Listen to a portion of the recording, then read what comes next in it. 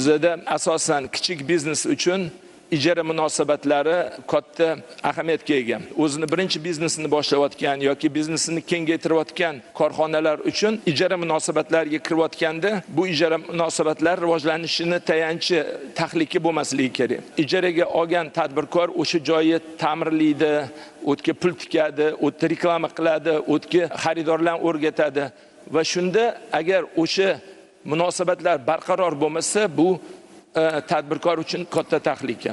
Hozirgi kunda bu borada katta muammolar bor va bu muammolarni men o'ylaymanki huquqiy doirada yechish payti keldi. Chunki masalan o'sha ijaraga beruvchi bosimi ostida ijara shartnomalari qisqa muddatli tuziladi.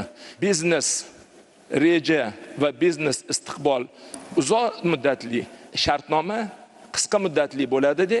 Keyin agar uni biznesi yaxshi yurib ketsa, mulkka ijaraga beruvchi kelib narxini asossiz va haddan tashqari ko'tarish hollari bo'ladi.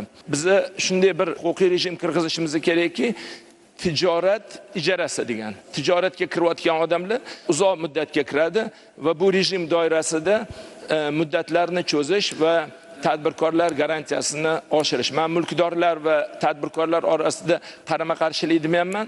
Bu yoqda muvozanatni ta'minlash payti keldi deb o'ylayman. Rahmat kattakon. Ko'chmas mulk ijarasini takomillashtirish bo'yicha hozir Zafar aytgan taklifni joyiga qo'yish bo'yicha Qo'chqorov, Tashqulov Adliya vazirligimiz bilan birga jamoatchilik kengashi bilan birgalikda uni ham vaqt soati keldi joy-joyiga qo'yish bo'yicha. Hammalaring bitta fikrda aytib, bizni vakillar bilan birgalikda muhokama qilib, 2 oy ichida joy-joyiga qo'yayotgan taklif bersalaring, men uni qo'llab-quvvatlashga tayyorman.